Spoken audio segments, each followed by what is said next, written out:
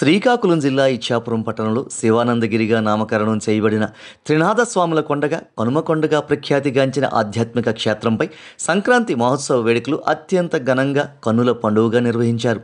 భోగి, సంక్రాంతి, కనుమ రోజులలో ప్రత్యేక పూజలను త్రినాథ స్వాముల వారికి, ఇతర దేవతామూర్తులకు నిర్వహించారు.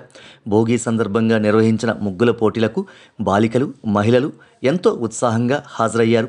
విజేతలకు బహుమతులను కూడా అందించారు. సంక్రాంతి రోజున నిర్వహించిన గాలిపటాల పోటీలలో చిన్నారులు, యువకులు ఎంతో ఉత్సాహంగా పాల్గొన్నారు. సామూహిక మేళా పూజా కార్యక్రమాన్ని కూడా అత్యంత వైభవంగా భక్తి శ్రద్ధలతో నిర్వహించారు. ఈ పూజలలో దంపతులు భారీ సంఖ్యలో పాల్గొన్నారు.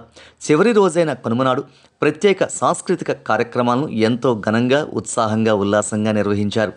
సంక్రాంతి వేడుకల సందర్భంగా ఆలయాన్ని, ఆలయ ప్రాంగణంలో ఉన్న దేవతామూర్తులను, కైలాసగిరిపై ఉన్న శివపార్వతుల విగ్రహాలను విద్యుత్ దీపాలతో అందంగా అలంకరించారు.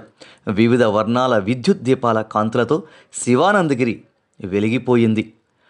అత్యంత అద్భుతంగా జరిగిన ఈ వేడుకలలో భక్తులకు ఎటువంటి ఇబ్బందులు కలగకుండా శ్రీ శ్రీ శ్రీ త్రినాథ స్వామి ఆలయ యువజన సేవా సంఘం సమర్థవంతంగా అన్ని ఏర్పాట్లు చేపట్టి అందరి మన్ననలను పొందింది.